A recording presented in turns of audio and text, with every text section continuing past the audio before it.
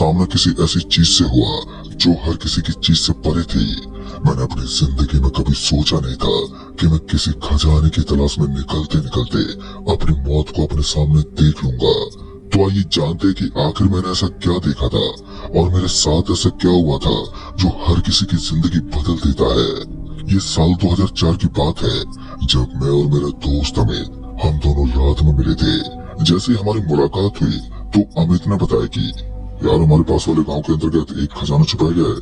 कहते कि उस खजाने को कोई भी नहीं लूट सकता और उस खजाने की रक्षा करने वाले भूत है। जब मैंने अपने दोस्त से मुंह से भूत की बात सुनी तो मैंने उसका बहुत ही ज्यादा मजाक उड़ाया। फिर उसने बताया कि वो भी भूत प्रेत पर विश्वास नहीं करता है, लेकिन गांव वालों ने उसे उस जगह पर जाने से रोक रखा है। हालांकि वो पूरी तरीके से पक्का हो गया कि वहाँ पर किसी भूत प्रेत का साया है। मुझे समझ में नहीं आ रहा था कि वो सच बोल रहा है या फिर झूठ, क्योंकि अगर हमारे गांव के बाजू वाले गांव के अंदर खजाना छुपा हुआ है तो वहाँ के लोग उसे क्यों नहीं चुराते। और दोस्तों मैं आपको बताना चाहूंगा कि मैं अपनी जन्मभूमि पर नहीं रहता, मैं अपने पापा के साथ शहर में रहता था। लेकिन इन दोनों दादाजी की तबीयत बिगड़ने की वजह से मैं गाँव आया हुआ था। लेकिन मुझे क्या मालूम था कि मैं अपने गांव में आकर इतनी बड़ी गलती कर दूंगा जिसके बारे में मैंने कभी सोचा ही नहीं होगा। तो उस दिन जब मैंने अमित के मुंह से इतनी बात सुनी तो मैंने अपने दोस्त अमित से कहा, देखो भाई हम दोनों एक काम करते हैं, हम कल रात ही उस गांव के लिए निकल जाते हैं। उसने बताया कि वो गांव अब कोई गांव नहीं रहा बल्कि एक खंडर हो चुका है। मेरे दोस्त की बातों पर मुझे लगा कि शायद मुझसे वो कोई मजाक कर रहा है, लेकिन उसके बाद उसने बताया कि उस गांव को खाली हुए तो आज काफी साल बीत गए हैं। दोस्तों इन दोनों मेरी उम्र 20 साल की थी, लेकिन करीब 15 साल से गांव के अंदर मैं नहीं आया था और 15 साल के बाद गांव के अंदर आना मेरे लिए बहुत ही बड़ी बात थी। ज्यादातर मैं गांव के अंदर घूमना चाहता था और अपने बचपन के दिनों को याद करना चाहता था, लेकिन अब मेरे सारे के सारे दोस्त पिछड़ गए थे और अमित और मैं हम दोनों ने उस जगह पर जाने का अब प्लान बना लिया। हमने सोचा कि उस जगह की हकीकत को देखते हैं कि क्या सच में खजाना है या फिर लोग सिर्फ काल्पनिकता को उड़ाते हैं। दोस्तों मेरी और अमित की जिंदगी का ये एक ऐसा सफर था जो हम कभी भी भूल नहीं पाए थे। हमने ये प्लान बनाया था कि हम अगले दिन उस खजाने को ढूंढने के लिए जाएंगे, लेकिन हमें क्या पता था कि उस खजाने की चाबी को ढूंढते ढूंढते हमारी मुलाकात एक ऐसी चीज से होगी जो कि हर किसी को डरा कर रख देती है। तो उस दिन मैं और अमित अपने अपने घर लौट गए थे, क्योंकि आज हमारा प्लान नहीं था कि आज ही हम दोनों उस गांव के अंदर जाकर वहाँ की हर एक चीज को परख सके या फिर उस खजाने को ढूंढ लें। उसके बाद अमित ने कहा, उस गांव के खजाने के बारे में ज्यादा लोगों को नहीं मालूम है, मुझे भी मेरे पापा ने बताया था कि उस खजाने के पास आने से पहले हमें कई बातों का ध्यान रखना होता है, क्योंकि मेरे पापा एक पुलिस कर्मचारी है। अमित के पापा गांव के अंदर एक पुलिस कर्मचारी तो थे, लेकिन उन्होंने हमेशा ही उस गांव के अंदर जाने से रोक लगा रखी थी, क्योंकि वहाँ के लोग बताते थे कि उस खजाने के पास आने वाला इंसान कभी भी जिंदा बचकर वापस नहीं लौटता। वहाँ की काली शक्तियाँ उसे अपने अंदर समेट लेती हैं, लेकिन मुझे कभी भी इन काली शक्तियों और भूत प्रेत जैसी चीजों पर विश्वास नहीं था। मैंने हमेशा से अपने पापा के साथ साथ अपने घर वालों से सुना था कि ये सब सिर्फ वहम होता है। लोग भूत प्रेत को बढ़ावा देते हैं क्योंकि वो सब काल्पनिक चीजें होती हैं और सिर्फ कहानियां होती हैं, लेकिन वो कहते हैं ना, जब जिंदगी का पहिया घूमता है तो हमें बहुत ही जल्द हर उस चीज पर विश्वास होने लगता है जिसे हम सिर्फ काल्पनिक मानते हैं। हुआ भी कुछ ऐसा ही था। जिन भूत प्रेतों को मैं मजाक के तौर पर लिया करता था उन्होंने मेरी जिंदगी को सीरियस बना दिया। इत्तेफाक से वो शनिवार का दिन था और आप तो जानते ही हैं कि शनिवार के दिन को कितना अशुभ माना जाता है। खासकर शनिवार के दिन रात में भूत प्रेत जैसी गतिविधियों को महसूस किया जाता है। लोग बताते हैं कि शनिवार की रात्रि बहुत ही ज्यादा भयानक साबित हो सकती है, लेकिन उस समय हमें इन चीजों का ज्यादा ज्ञान नहीं था और एक्सपीरियंस न होने की वजह से हम लोग ना चाहते भी उस खजाने को ढूंढने के लिए तैयार हो गए। उसके बाद मैं और मेरा दोस्त अमित हम दोनों उस खजाने की तलाश में निकल पड़े। हम एक ही दिन के अंदर माला माल होना चाहते थे और इसी शॉर्टकट ने हमारी जिंदगी की काल्पनिकता को दूर करने में बहुत ही ज्यादा सहायता की। उस रात हम दोनों अपने अपने कंधों पर बैग टांगकर जब मैं और मेरा दोस्त अमित हम दोनों खजाने के लिए निकले थे तो हमारे जहन में काफी ज्यादा सवाल चल रहे थे। हमारे दिल में थोड़ा बहुत डर तो मौजूद था। भले हम भूत प्रेत पर विश्वास नहीं करते थे, लेकिन ऐसा लग रहा था कि हम दोनों कुछ गलत करने जा रहे हैं। उसके बाद मैं और मेरा दोस्त अमित हम दोनों उस गांव के एकदम पास पहुंच गए। हमारे पास हमारी बाइक थी। घर वालों से हम ये बहाना बना कर आए थे कि हम दोनों आज की बर्थडे पार्टी को अटेंड करने के लिए निकल रहे हैं, लेकिन कोई भी नहीं जानता था कि हम दोनों आखिर कहां पर जा रहे हैं। उसके बाद जैसे ही हम दोनों उस गांव के एकदम पास पहुंचे तो हमने देखा कि गांव के अंदर काफी ज्यादा सन्नाटा पसरा हुआ था और ऐसा लग रहा था कि इस गांव के अंदर कोई भी नहीं रहता। और अमित की बताई गई एक एक बात सच साबित होती जा रही थी। और उस गांव के अंदर इतना ज्यादा सन्नाटा था कि वहाँ कोई परिंदा भी अपने पर नहीं मार सकता। 20 साल तक मैंने कभी भी इस तरीके के सन्नाटे को नहीं देखा था और न ही कभी भी इस तरीके के गांव को देखा था। लेकिन उस समय मैंने इन चीजों पर बिल्कुल भी ध्यान ही नहीं दिया था और अपना बैग उठाते हुए अमित के पीछे पीछे चल पड़ा। अमित ने बताया कि सामने की तरफ हमें जो जंगल जैसा इलाका नजर आ रहा है उसी के अंदर एक मकान बना हुआ है और उस मकान के अंदर उस खजाने को छुपाया गया है। उस खजाने को ढूंढने के लिए हमें काफी मशक्कत करनी होगी। दोस्तों सच कहूँ तो उस दिन मैं किसी खजाने को ढूंढने के लिए नहीं बल्कि हकीकत को जानने के लिए वहाँ पर आया था कि क्या सच में गाँव की बातें सच होती है। हालांकि मुझे विश्वास था कि वहाँ कोई खजाना नहीं मिलेगा, लेकिन इसके बावजूद भी मैं अपने दोस्त के साथ साथ मकान की तरफ जाने लगा। मुझे नहीं मालूम कि अमित इन सब चीजों के बारे में क्यों जानता होगा, मगर ऐसा हो सकता है कि वो पहले भी यहाँ पर आया हो, लेकिन मैंने उसके बारे में उससे ऐसा कुछ भी नहीं पूछा। उसके बाद मैं और मेरा दोस्त अमित जैसे उस मकान के एकदम पास पहुंचे तो हमने देखा कि मकान के बगल में हमें एक सागवान का बहुत ही लंबा सा पेड़ नजर आ रहा था और उस पेड़ को देखते पता नहीं क्यों लेकिन मन में अधिक सवाल आ रहे थे। सागवान का पेड़ वहाँ पर मौजूद होना सच में हैरान कर देने वाली बात थी, क्योंकि इस इलाके में तो सागवान के पेड़ होना नामुमकिन ही होता है। लेकिन इसके बावजूद भी उस जगह पर सागवान के वृक्ष को देखकर मुझे काफी अजीब लगा। फिर उसके बाद मैंने ज्यादा ध्यान नहीं दिया और अपने दोस्त अमित से कहा, अरे भाई यहाँ पर सागवान का पेड़ क्यों बना हुआ है? तो उसके मुंह से भी कोई आवाज ही नहीं आई। उसने बताया कि वो भी नहीं जानता कि इस इलाके में सागवान का पेड़ कैसे हो गया, वरना हमारे इलाके में तो ऐसा कोई भी पेड़ पैदा नहीं होता। खैर इलाका इतना ज्यादा अजीब था वो कि वहाँ पर किसी भी चीज का होना या ना होना ये हैरत करने वाली एक बात थी, क्योंकि हर चीज वहाँ पर अजीब होती थी। फिर उसके बाद हमने सामने उस दरवाजे की तरफ देखा तो हमने पाया कि उस दरवाजे के सामने एक लोहे के जंग से भरा हुआ एक ताला लटका हुआ था और उस ताले को देखकर मैंने एक पत्थर उठाया। मैं उस दरवाजे को तोड़ने के लिए अभी उसकी तरफ बढ़ ही रहा था कि तभी मेरे दोस्त अमित ने मुझे रोक के कहा, भाई को पहले हमें देखना होगा कि यहाँ पर हमारे आजू बाजू में कोई मौजूद तो नहीं है। अगर किसी ने हमें ताला तोड़ तो देख लिया तो फिर हमें उस इंसान को इस कमरे में बंद करना होगा। और हाँ, यहाँ के कुछ नियम भी हैं जिनको हमें पूरा करना होगा, वरना हम इस घर के अंदर दाखिल नहीं हो पाएंगे। इतना कहने के बाद मैंने अपने आजू बाजू में देखा तो मुझे वहाँ पर कोई भी नजर नहीं आ रहा था। काफी देर तक हम दोनों इसी तरह इधर उधर मंडराते रहे, लेकिन वहाँ पर कोई नहीं था। मुझे सुकून मिला और उसके बाद में उस पत्थर को उठाकर उस ताले को तोड़ने के लिए आगे बढ़ा। लेकिन फिर एक बार मेरे दोस्त अमित ने कहा, भाई एक बार सोच लेना कि इस ताले को तोड़ना है या फिर नहीं। मेरे दिमाग में और भी काफी सारे सवाल थे, लेकिन उस वक्त मैंने सोचा कि आज तो हकीकत के ऊपर से पर्दा उठाना ही पड़ेगा। और उसके बाद मैंने जोर से पत्थर मारा, लेकिन वो ताला टस से मस नहीं हुआ। एक बात तो पूरी तरीके से तय हो चुकी थी कि इतनी जल्दी इस मकान के अंदर घुसना हमारे लिए आसान नहीं है। हमें जल्दी ही कुछ दूसरा जुगाड़ लगाना होगा। तभी मेरे दोस्त अमित ने बताया कि उसे ताले तोड़ने का बहुत ही एक्सपीरियंस है। उसने पहले भी अपने पापा से ऐसी चीजों के बारे में सुना है और देखा है। उसके बाद उसने अपने हाथ में एक लोहे की छड़ी उठाई, शायद वो वहीं आजू बाजू में पड़ी होगी, और फिर उसके बाद किसी तरह उसने उस ताले को 2 भागों में बांट दिया। उसका दिमाग सच में तारीफ करने लायक था। फिर जैसे वो दरवाजा खुला तो अंदर से गर्दा उड़ने लगा। उस गर्दे से मुझे छींक आने लगी थी और तभी वहाँ पर किसी चीज के फड़फड़ाने की आवाज भी आई। आवाज को सुनकर मैंने अपने कानों के आगे हाथ दे दिए और फिर अचानक अंदर से चमगादड़ का एक बहुत ही बड़ा झुंड बाहर निकला। चमगादड़ का वो झुंड इतना बड़ा था कि उन्होंने एक पल के लिए तो मेरे पूरे शरीर को घेर लिया था। फिर मैं वहीं का वहीं खड़ा रह गया और फिर कुछ देर के अंदर ही चमगादड़ के उस बड़े से झुंड ने मेरे शरीर को मुक्त कर दिया। तब जाकर मुझे अपने शरीर से रंगत का एहसास हुआ, लेकिन उसके बाद भी मुझे ऐसा लग रहा था कि अभी तो कोई और भी आपदा आने वाली है, क्योंकि इस पुराने खंडर पड़े मकान के अंदर इतनी सी विपदा से क्या काम होने वाला था। अभी तो कुछ और भी होने वाला था जो मुझे समझ में नहीं आ रहा था। तभी अमित ने एकदम से ही उस मकान के अंदर अपना कदम पटक दिया, और जैसे उसने अपना एक कदम उस मकान के अंदर रखा तो उस मकान के अंदर से एक अजीब सी आवाज आई।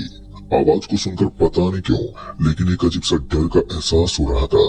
पर मुझे ऐसा लग रहा था कि इस आवाज को मैं आज से पहले कभी भी सुन नहीं पाया हूँ। सच कहूँ तो वो आवाज मैंने अपनी जिंदगी में पहली बार सुनी थी, जो किसी जानवर की तरह भी लग रही थी। ना ही तो ये किसी जानवर की जैसी आवाज थी और न ही किसी इंसान की तरह। ये बड़ी अजीब और बड़ी डरावनी सी आवाज, जिसको सुनने के बाद मेरे दिल की धड़कन एकदम से तेज होने लगी। जब मैंने अमित से पूछा तो उसने बताया कि उसे तो ऐसे किसी भी आवाज का एहसास नहीं हो रहा। फिर मुझे किस तरह की आवाज सुनाई दे रही है। मैंने अमित को बड़ी गौर से सुनने को कहा, लेकिन इसके बावजूद भी उसे कोई आवाज सुनाई नहीं दे रही थी, जो सच में एक हैरानी वाली बात थी।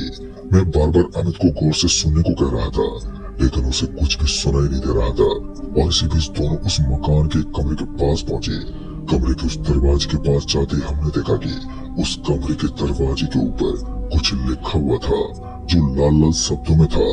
ऐसा लग रहा था कि किसी ने उस दरवाजे के ऊपर खून से लिख दिया हो। फिर मैं उसे बड़े ध्यान से पढ़ने लगा। उसके बाद जब मैंने उसे बड़े गौर से देखा तो मैंने देखा कि उसके ऊपर लिखा हुआ था कि अंदर जाना मना है। लेकिन अब फिर से दिमाग में एक और नई दुविधा ने जन्म दे दिया था कि अगर यहाँ पर कोई आता ही नहीं है तो फिर इस दरवाजे के ऊपर लाल लाल शब्दों में किसने लिखा होगा। अभी मैं यही सब सोच रहा था कि अमित ने उस दरवाजे को एकदम से खोलने की कोशिश की। जैसे अमित ने उस दरवाजे को हाथ लगाया तो उसके हाथ में एक बड़ा जोर का झटका लगा। अब की बार अमित को इतना जोर का झटका लगा था कि वो एकदम पीछे की तरफ खिसक गया। और अमित के पीछे सरकते ही मैंने अमित को कहा, भाई तू ठीक तो है ना? तो मैंने अपनी गर्दन हिलाई। कहीं ना कहीं मैं इतना तो जान चुका था कि इस घर के अंदर कुछ तो अजीब है।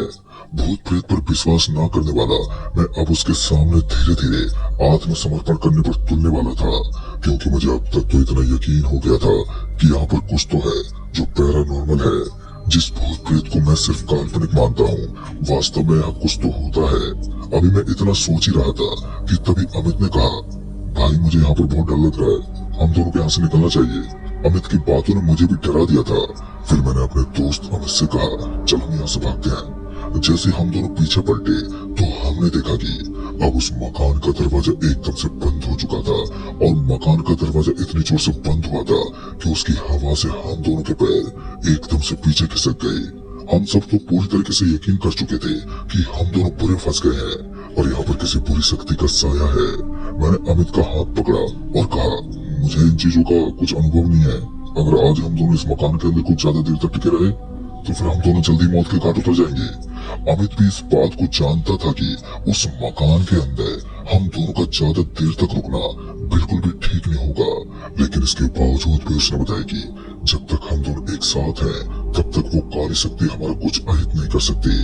अभी हम दोनों कुछ करने ही वाले थे कि तभी हमें ऐसा लगा कि हमारे पीछे वाला दरवाजा एकदम से खुलने लगा है, और उसके खुलते उस मकान के अंदर एक रोशनी चमकने लगी। उस रोशनी से मेरी आंखों में भी अब ताप महसूस हो रहा था और आंखों में जलन महसूस हो रही थी। तभी मेरे दोस्त अमित ने कहा, भाई अपनी आंखें बंद कर लो। जब तक हम दोनों आंख बंद करके इस मकान के अंदर रुके रहेंगे तब तक ये काली शक्ति हमारा कुछ भी नहीं बिगाड़ पाएंगी। पर हाँ, लेकिन जैसे हमने अपनी आंखें खोली तो उसके बाद हमारा मरना बिल्कुल तय है। अमित की बात मानकर मैंने अपनी आंखें बंद कर ली, लेकिन उसी वक्त हम दोनों ने ऐसा महसूस किया कि किसी ने हमारे शरीर को पकड़ रखा है और वो लगातार हम दोनों को पीछे खींचने की कोशिश कर रहा है। मैंने अपने हाथ से अपने पीछे की तरफ अपने हाथ को लगाने की कोशिश की, लेकिन जब मैंने अपने पीछे की तरफ अपने हाथ को लगाने की कोशिश की तो मुझे ऐसा महसूस हुआ कि मेरे पीछे किसी ने मेरे शर्ट को पकड़ रखा है और वो मुझे पीछे की तरफ खींच रहा है। उस वक्त मैंने उस हाथ को पकड़ने की कोशिश की जो मुझे पीछे खींच रहा था, लेकिन मैं सफल नहीं हुआ। जैसे मैं उसको पकड़ने लगा तो फिर अमित के हाथ से मेरा हाथ छूट गया और उसके बाद मैं अचानक ही पीछे की तरफ गिर पड़ा। मुझे ऐसा लगा कि कोई मुझे घसीट रहा है और उस वक्त उस मकान के अंदर बड़ी धूल भी मेरी आंखों में चली गई थी, जिस वजह से कुछ देर के लिए मेरी आंखें बंद हो गई। और उसके बाद जैसे मैंने अपनी आंखों को खोलने की कोशिश की तो मुझे ऐसा लगा कि जैसे मैंने अपनी आंखों को जानबूझकर बंद कर रखा है, क्योंकि अब तो मैं खुद भी अपनी आंखों को खोल नहीं पा रहा था। ऐसा लग रहा था कि जो आंख खोलने की कला होती है वो मैं भूल गया हूँ। मैंने काफी देर तक कोशिश की, लेकिन अब मेरी आंख नहीं खुल रही थी। तभी मुझे ऐसा लगा कि मेरे बगल में कोई पड़ा है, और जैसे मैंने उस तरफ हाथ लगाया तो मुझे इस बात का पता चल गया था कि मेरे बगल में पड़ा ये आदमी कोई और नहीं बल्कि मेरा दोस्त ही है। अपने दोस्त को वहां पर देखकर मुझे काफी ज्यादा खुशी हो रही थी।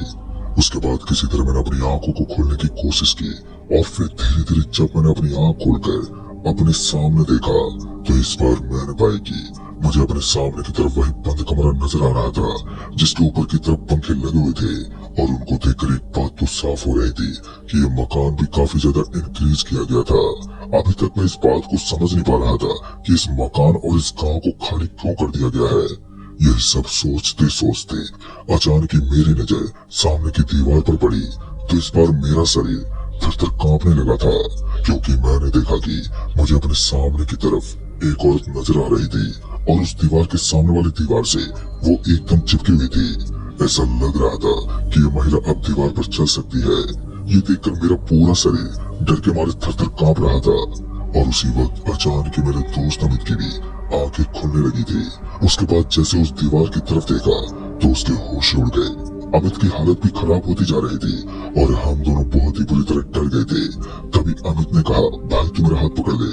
जब तक हम दोनों एक दूसरे का हाथ पकड़ कर रखेंगे तब ये काली शक्ति हमारा कुछ नहीं बिगाड़ सकती, क्योंकि अभी भी हम दोनों एकदम पास ही हैं। और अगर हम दोनों एक दूसरे से बिछड़ गए तो फिर हम दोनों जिंदा नहीं बच पाएंगे।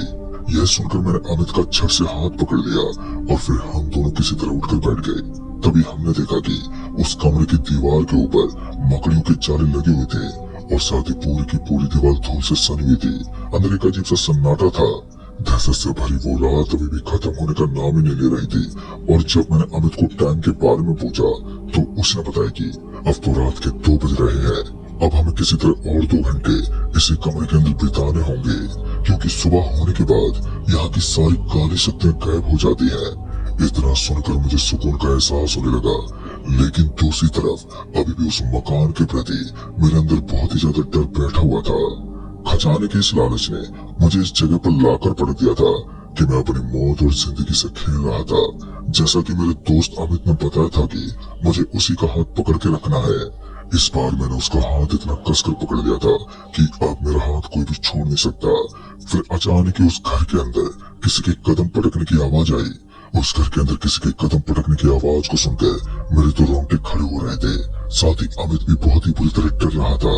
तभी अमित ने देखा कि कमरे के अंदर कुछ दाखिल हुआ है, जिसके पैर हमें साफ साफ नजर आ रहे थे, और उसने हम दोनों को छूने की कोशिश की।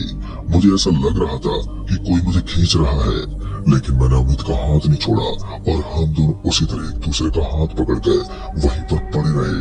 मैंने अपनी आंखों को बंद कर लिया था, क्योंकि मैं यहाँ आकर इतना अनुभव तो महसूस कर चुका था कि जब तक हमारी आंखें बंद रहेंगी तब तक हमें कोई भी नुकसान नहीं देगा, और जैसे हम अपनी आंखें खोल लेंगे तब जाकर हम दोनों को बहुत ही ज्यादा चोट आएंगी।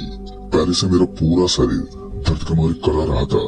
मेरे पूरे जिस्म के ऊपर काफी ज्यादा चोट लग गई थी। इसी बीच मुझे ऐसा लगा कि मेरे कान में कोई कुछ बोल रहा है, लेकिन अब भी मैंने अमित का हाथ नहीं छोड़ा, क्योंकि मैं जानता था कि ये चीज मेरे हाथ को छुड़वाने की कोशिश कर रही है। लेकिन मैंने उसके हाथ को नहीं छोड़ा और कस के उसका हाथ पकड़ के रखा। कुछ देर तक तो ऐसा ही चलता रहा, लेकिन फिर उसके बाद धीरे धीरे सब कुछ नॉर्मल होने लगा, और अब ऐसा लगने लगा था कि सब कुछ सही हो गया है। लेकिन अभी भी मैं अपनी आंख खोलने को तैयार ही नहीं था, क्योंकि इस रात की दहशत मेरे दिल में इस कदर बैठ चुकी थी कि मैं अपनी आंख को खोलने के लिए बिल्कुल भी तैयार नहीं था। फिर तकरीबन 1 घंटा और बीत गया, तब जाकर अमित ने मेरे शरीर को हिलाया, और जैसे हम दोनों ने अपनी आंखें खोली तो हमने देखा कि हम उस मकान से बाहर पड़े थे, यानी कि हम किसी मायावी छत से बाहर आ गए थे। तब जाकर हम दोनों सुबह के करीबन 5 बजे के आसपास वहाँ से भाग निकले, लेकिन हमने इस घटना के बारे में किसी को भी कुछ भी नहीं बताया, क्योंकि हम जानते थे कि हमें ही दोषी ठहराया जाएगा। फिर उसके बाद हम घर लौट गए। हालांकि तब से लेकर आज तक हमारे साथ कुछ भी अजीब नहीं हुआ, लेकिन दोस्तों वो रात आज भी दिल में एक डर पैदा कर देती है। मुझे आज भी समझ में नहीं आता है कि आखिर हम दोनों मौत के मुंह में जाकर वापस से जिंदा कैसे लौट गए। तो दोस्तों इस कहानी में बस इतना ही। कहानी आपको पसंद आई हो तो वीडियो को लाइक शेयर जरूर कर दें और साथ ही हमें नीचे कमेंट बॉक्स में जरूर बताएं। तो मैं आपका दोस्त राजकुमार जल्द ही मिलूंगा ऐसी एक और नई कहानी के साथ। तब तक के लिए बाय एंड टेक केयर। दोस्तों ये कहानी उन दोनों की है जब मैं क्रिकेट के ग्राउंड में क्रिकेट खेलने के लिए शाम के करीबन 4 बजे के आसपास जाता था और क्रिकेट खेलने के बाद रात होते होते मैं अपने घर लौटता था। लेकिन एक दिन एक हादसे ने मुझे क्रिकेट से बहुत दूर कर दिया और मैं सिर्फ क्रिकेट से दूर ही नहीं हुआ बल्कि मेरे बचपन की सारी खुशियां भी हमेशा हमेशा के लिए गायब हो गई। तो आइए जानते मेरी जिंदगी में शामिल हुए एक ऐसे हादसे के बारे में जिसके बाद आपके भी रोंगटे खड़े हो जाएंगे। नमस्कार दोस्तों, मेरा नाम रोहितास है और मैं एक गुप्ता परिवार से बिलोंग करता हूँ और ये कहानी तब की है जब हमारे गांव में सरपंच के वोट चल रहे थे और उन्हीं वोट के दौरान मैं क्रिकेट के ग्राउंड में क्रिकेट खेलने के लिए जाया करता था। एक दिन हमें पता चला कि आज ग्राउंड के अंदर सरपंच आने वाले हैं जो हमारे ग्राउंड के इम्प्रूवमेंट के लिए कुछ चीजें बताएंगे। हम जानते थे कि वो इन दिनों ये सब इसलिए कर रहा है क्योंकि उसे आने वाले 5 साल के अंदर फिर से अपना अधिकार जमाना है। लेकिन इस बार हम उस चलित सरपंच को वोट देने के लिए बिल्कुल भी तैयार नहीं थे। खैर अब वो सरपंच सबसे पहले क्रिकेट के ग्राउंड में पहुंचे क्योंकि वहाँ पर काफी सारे युवा लड़के इकट्ठा होते थे और उन्हीं के ज्यादातर वोट होते थे। वहाँ पर आने के बाद उसने कुछ अनाप शनाप भाषण देना शुरू कर दिया और उसके बाद बीच में कुछ लोगों ने उसके ऊपर आवाज उठा दी जिस वजह से वहाँ की पार्टी के अंदर आपस में लड़ाई झगड़ा होने लगा और देखते देखते लड़ाई झगड़ा इस कदर बढ़ गया कि लोग पत्थरों से आपस में बुरी तरह से लड़ने और झगड़ने लगे थे। यह देखकर तो मैं वहाँ से तुरंत ही भाग निकला। उसके बाद मुझे पता चला कि अब अचानक मेरी बुआ की तबीयत बिगड़ गई है और इस बात ने मुझे इस कदर डरा दिया था कि मैं आपको बता नहीं सकता क्योंकि 1 साल पहले मेरे फूफा जी की डेथ हो गई थी जिसके चलते हमें इस चीज का काफी डर सता रहा था कि कहीं बुआ को कुछ हो न जाए वरना उनकी बेटी और बेटा का क्या होगा। और इसी चीज के चलते मुझे मजबूरन बहुत ही जल्दी अपनी बुआ के घर के लिए निकलना पड़ा था। उन दिनों हमारे पास हमारी हीरो होंडा की एक नई बाइक थी जो हमने कुछ दिनों पहले ही खरीदी थी। मैं उस बाइक को चलाने का काफी ज्यादा शौकीन हुआ करता था और ये लाजमी सी बात है अगर हम घर पर कोई नई बाइक खरीदते हैं तो उसका शौक होना हमारे लिए एक बेहद ही आम बात होती है। कुछ ऐसा ही मेरे साथ भी था। मुझे उन दिनों बाइक चलाने का बहुत ही ज्यादा शौक था तो मैं तुरंत ही अपनी बुआ के घर के लिए निकल गया। हालांकि दिमाग में काफी ज्यादा टेंशन भी बनी हुई थी मगर उसके बाद जब अपनी बुआ के घर के लिए मैं बिंदास होकर निकला तो मुझे पता चला कि बुआ को अस्पताल में भर्ती करवाया गया है और उनकी बेटी प्रियंका और सचिन भी उन्हीं के पास ही है, इसलिए मुझे तुरंत ही वहाँ के लिए निकलना पड़ेगा। फिर उसके बाद मैंने अपनी बाइक स्टार्ट की। इससे पहले कि मैं वहाँ से निकल पाता कि मेरी बुआ की सास सीधा मेरे पास पहुँचे और उन्होंने बताया कि रास्ता बड़ा ही खराब है तो तुम एक काम करो, सुबह चले जाना और इतनी रात को वहाँ पर जाना ठीक नहीं होगा। वैसे भी वो काफी लंबा रास्ता है और ऊपर से वहाँ काफी ज्यादा सन्नाटा पसरा हुआ रहता है। उस जगह पर डर जैसी चीज एक आम बात है लेकिन उस वक्त मैं किसी की बात को सुनने के मूड में नहीं था। दरअसल पापा ने मुझे बता दिया था कि मुझे किसी भी हालत में आज के आज अपनी बुआ से मिलकर आना होगा। दरअसल मेरे पापा यहाँ पर नहीं रहते थे, वो दूसरे कंट्री में काम करते थे जिस वजह से मुझे अपने पापा से बुआ की बात करवानी थी। लेकिन जब अस्पताल के लिए निकल रहा था तो मेरे मन में भी अजीब अजीब ख्याल थे कि आखिर उस सासू माँ ने ऐसा क्यों कहा कि उस रास्ते पर जाना ठीक नहीं होगा। वो रास्ता भय के अंदर बसा हुआ है और भी कई सारी चीजें थी जिनके किस्सों को सुलझा पाना अभी मेरे बस में नहीं था। लेकिन बस मुझे अपनी बुआ से मिलना था। मेरी ये जिद मेरे लिए कभी भी मेरी जिंदगी खतरे में डाल सकती थी लेकिन उस वक्त मैंने इन चीजों का ज्यादा गौर नहीं किया और उसके बाद अपनी बाइक की रफ्तार को बढ़ाकर सुनसान और वीरान पड़े उस सड़क के ऊपर मैंने चलाना शुरू कर दिया। कुछ देर तक तो बाइक के आगे जाने के बाद मुझे बहुत ही ज्यादा ठंड लगने लगी थी लेकिन इन दिनों तो गर्मियों का मौसम था। फिर इसके बावजूद भी इतनी गहरी ठंड का होना कहीं न कहीं ये चीजें साबित करवा रही थी कि इस जगह पर कुछ तो अजीब है। हालांकि कुछ दूर आगे जाने के बाद फिर से मुझे गर्मी का एहसास हुआ लेकिन जैसे उस ठंड का खात्मा हुआ तो वैसे ही मुझे ऐसा लगने लगा कि मेरी बाइक के पीछे वाली सीट पर कोई बैठा हुआ है। जब मैंने पलटकर पीछे की तरफ देखने की कोशिश की तो मुझे वहां पर कोई नजर ही नहीं आ रहा था। सुनसान पड़ी सड़क के अलावा चारों तरफ सन्नाटा पसरा हुआ था। एक पल के लिए एक आदमी उस सड़क को देखकर बुरी तरह से डर जाए, ऐसा ही हाल मेरा भी था। उस सड़क को देखकर मुझे भी एक अजीब सी घुटन महसूस हो रही थी, लेकिन इसके बावजूद भी मैं ड्राइव करता रहा। वहां से थोड़ी दूर आगे गया ही था कि तभी मुझे अपने सामने की तरफ लोमड़ी जैसे कुछ नजर आने लगी। देखने में वो किसी काली बिल्ली की तरह लग रही थी, लेकिन वो कोई काली बिल्ली नहीं थी, बल्कि कुछ अजीब सा था, कुछ ऐसा जो देखने मात्र से ही डरावना लगे। मैंने सोचा कि मैं अपनी बाइक को रोक लेता हूँ, मगर उसके बाद मैंने अंधविश्वास को बढ़ावा न देकर बाइक की रफ्तार को उसी तरह रखना ठीक समझा। और इसी बीच मुझे ऐसा लगने लगा जैसे कि कोई मेरी बाइक के पीछे बैठकर लगातार मेरे कंधे पर अपना हाथ लगाता जा रहा है। कुछ देर तक तो मैंने इस चीज के ऊपर ज्यादा ध्यान ही नहीं दिया, लेकिन फिर थोड़ी देर और बीतने के बाद अचानक ही मेरी नजर मेरी बाइक के आगे वाले कांच में पड़ी। और जैसे मैंने कांच में देखा तो उस वक्त मेरी आंखें फटी की फटी रह गई, मानो मेरा कलेजा मुंह को आ गया था। मैंने देखा कि एक आंख वाली एक चुड़ैल मेरी बाइक के पीछे बैठी हुई थी और मुझे डराने के लिए इतना काफी था। उस वक्त मैं इतना ज्यादा डर गया था कि मैं आपको बता नहीं सकता। उस वक्त मेरे शरीर का एक एक पार्ट लगातार कांपता जा रहा था, और फिर उसके बाद मैंने अपनी बाइक को कंट्रोल करने की बहुत ही ज्यादा कोशिश की, लेकिन ऐसा लग रहा था जैसे कि अब मैं अपनी बाइक से अपना ही कंट्रोल खो चुका हूँ। और तभी मैंने मन ही मन भगवान का नाम जपना शुरू कर दिया। किसी तरह मैं उस भयानक जगह से निकलकर एक गांव के अंदर पहुंचा। दिखने में वो गांव काफी वीरान था, लेकिन उसी गांव के जस्ट आगे वो हॉस्पिटल पड़ता था, इसलिए मैं उस हॉस्पिटल के करीब पहुंच गया था। और तब जाकर मुझे ऐसा लगने लगा कि अब सब कुछ सही हो गया है। और उसके बाद मेरी सांस में सांस आई। अब मैं इस घटना के बारे में किसी को बताना भी नहीं चाहता था। अब तक मैं उस हॉस्पिटल के एकदम पास पहुंच गया था, और अब मुझे लगने लगा कि शायद खतरा टल चुका है। और उसके बाद मैंने एक बार के लिए अपनी आंखें बंद करके और दोबारा खोली तो मैंने देखा कि मैं तो वापस से उसी जगह पर पहुंच गया था जहां पर मुझे एक डरावना नजारा दिखाई दिया था। मैं इतनी बुरी तरीके से हैरान हो गया था कि मुझे खुद समझ में नहीं आया कि भला ये कैसे हुआ। और फिर मेरी बाइक फिर से डिसकंट्रोल होने लगी। मैं अपनी बाइक को कंट्रोल करने की बहुत ही ज्यादा कोशिश करता रहा, लेकिन उस वक्त मेरी तमाम कोशिशें फेल होती गई, क्योंकि मैं चाहकर भी अपनी बाइक को ठीक करने में नाकाम रहा। और उसके बाद मुझे अपनी बाइक का ब्रेक लगाना पड़ा। ब्रेक लगाते ही मैं धड़ाम से नीचे गिर पड़ा, और उसके साथ ही मेरी बाइक सड़क से घसीटते हुए नीचे की तरफ चली गई। मेरे हाथ और पैर पूरी तरह से छिल चुके थे, और उनके अंदर से अब खून निकलने लगा था। मेरे पूरे के पूरे कपड़े भी खून से भीग चुके थे। मेरे पूरे जिस्म में गहरी चोट आई थी, और ऐसा लग रहा था जैसे कि मैं अधमरा हो चुका हूँ।